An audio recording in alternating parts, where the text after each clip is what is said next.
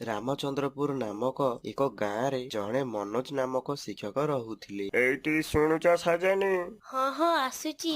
ଶୀଘ୍ର ମୋର ଟିଫିନ ନେଇକି ଆସ, ମୋର ଡେରି ହେଲାଣି। ହଁ ହଁ ଏଇ ନିଅ ତମର ଟିଫିନ। ମନୋଜ ସାର୍ ବିଦ୍ୟାଳୟରୁ 4ଟା ବେଳେ ଘରକୁ ଫେରିବା ସମୟରେ ଚୋର ଦୁହେଁ ଆସି ମନୋଜ ସାରଙ୍କ ବ୍ୟାଗ ଛଡେଇବାରେ ଲାଗିଲେ। ପାଖରେ ଗୋଟିଏ କୁକୁର ଥିଲା। ଦୌଡ଼ି ଆସି ଚୋରଙ୍କୁ ଗୋଡାଇଲା। ଚୋର ଦୌଡ଼ି ଦୌଡ଼ି ପଳାଇଲେ।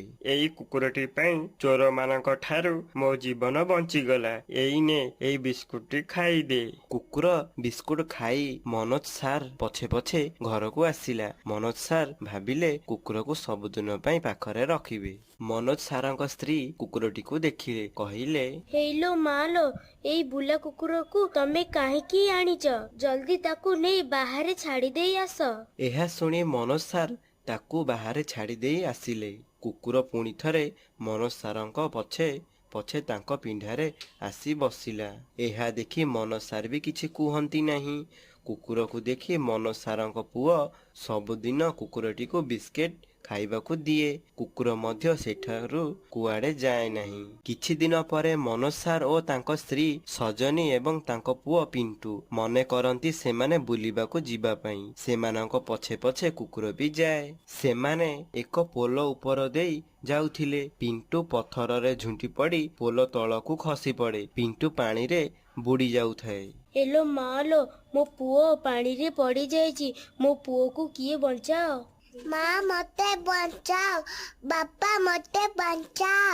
ମା ମତେ ବଞ୍ଚାଅ, ବାପା ମତେ ବଞ୍ଚାଅ, ମୁଁ ପାଣି ପଡ଼ିଗଲି। କୁକୁର ଦେଖିଲା କେହି ବଞ୍ଚେଇବା ପାଇଁ ଆସୁନାହାନ୍ତି। ତେଣୁ କୁକୁର ପାଣିକୁ ଡେଇଁ ଯାଇ ପିଣ୍ଟୁକୁ ବଞ୍ଚାଏ, କିନ୍ତୁ ନିଜେ ପାଣିରେ ଭାସିଯାଏ। ଏହେ, ସେ କୁକୁର ମୋ ପୁଅକୁ ବଞ୍ଚେଇବାକୁ ଯାଇ ନିଜେ ପାଣିରେ ଭାସିଗଲା। ହେ ପ୍ରଭୁ, କଣ ଯେ ହେଲା? ଏହା କହି ମନୋଜ ସାର୍ ଦୁଃଖ କରନ୍ତି। ହେ ପ୍ରଭୁ, ମୁଁ ଇଏ କଣ କଲି?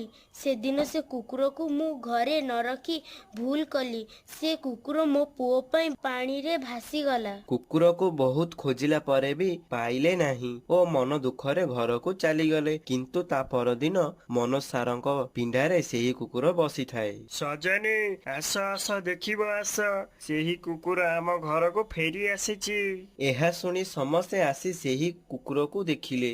ସଜନୀ କୁକୁରଟିକୁ ଦେଖି ଖୁସି ହୋଇଗଲା। ତୁ ଆଜିଠୁ ଆମ ଘରର ଗୋଟେ ସଦସ୍ୟ ଅଟୁ।